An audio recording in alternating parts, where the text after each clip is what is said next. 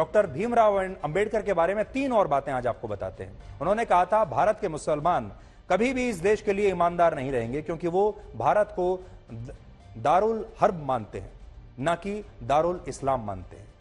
दारुल इस्लाम का मतलब होता है इस्लाम का घर और दारुल हर्ब का मतलब होता है युद्ध का घर। ये बात उन्होंने अपनी पुस्तक पाकिस्तान और भारत का विभाजन में लिखी है। इसके अलावा उन्होंने ये भी कहा था कि अगर देश के लोगों ने सत्याग्रह और असहयोग जैसे पारंपरिक आंदोलनों की जिद नहीं छोड़ी तो देश का संविधान किसी काम का नहीं रहेगा। लेकिन क्या अंबेडकर का नाम लेकर कूल बनने वाले हमारे देश के लोग इसके बारे में जानते हैं? अंबेडकर ने पहले दिन ही कह दिया था कि अब अगर आपने हड़ताल करना नहीं छोड़ा, अगर अब आपने चक्का जाम करना नहीं छोड़ा, अब आपने बंद बुलाने नहीं छोड़े, अगर आपने असहयोग आंदोलन अब नहीं छोड़ा तो फिर इस देश का कुछ नहीं हो सकता। वो कहते थे कि यह हड़ताल, यह असहयोग आंदोलन अंग्रेजों के खिलाफ तो ठीक है, लेकिन अब किसके खिलाफ आप करेंगे? अब तो हमारा देश आजाद है, हमारे देश में लोकतंत्र है और उस लोकतंत्र में हम ही ने अपनी सरकारों को चुना है, तो हम अपने ही द्वारा चुनी हुई सरकारों के खिलाफ हड़ताल, बंद और चक्का जाम कैसे कर सकते हैं? इसे हमें यहीं बंद कर देना चाहिए। लेकिन आपने देखा होगा हड़ताल, चक्का जाम, बंद, ये सब आज भी होता है।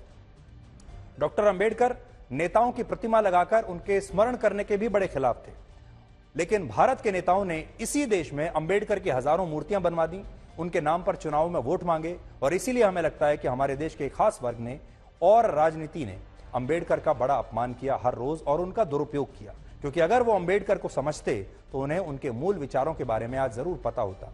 आज आपको उनका एक यादगार भाषण सुनाना चाहते हैं जो उन्होंने संविधान सभा की बैठक में दिया था। ध्यान से सुनिएगा।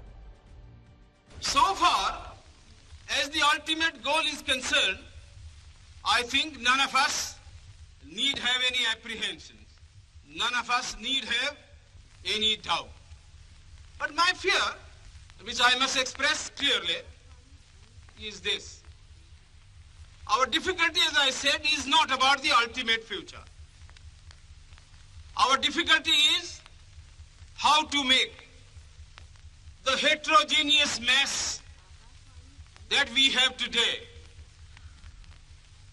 take a decision in common and march in a cooperative way on that road which is bound to lead us to unity.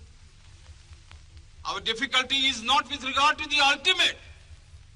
Our difficulty is with regard to the beginning.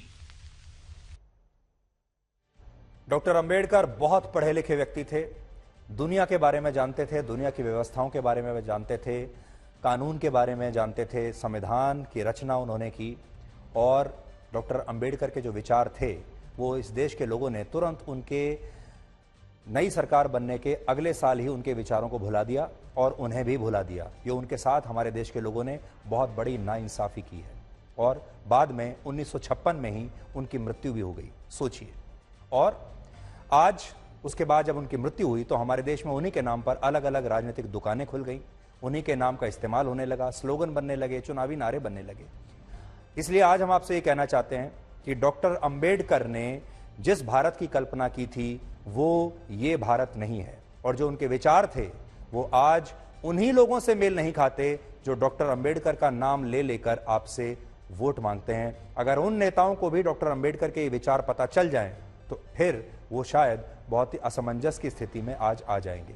अब हम कह नहीं सकते कि आज के नेताओं ने उनके विचार पढ़े नहीं हैं या जानबूझकर उन विचारों को उन्होंने फाइलों के अंदर दबा दिया और आप तक कभी आने नहीं दिया। लेकिन डॉक्टर अंबेडकर सत्य कहकर गए थे, सच कहकर गए थे और उनकी एक एक बात आज सच साबित हो रही है।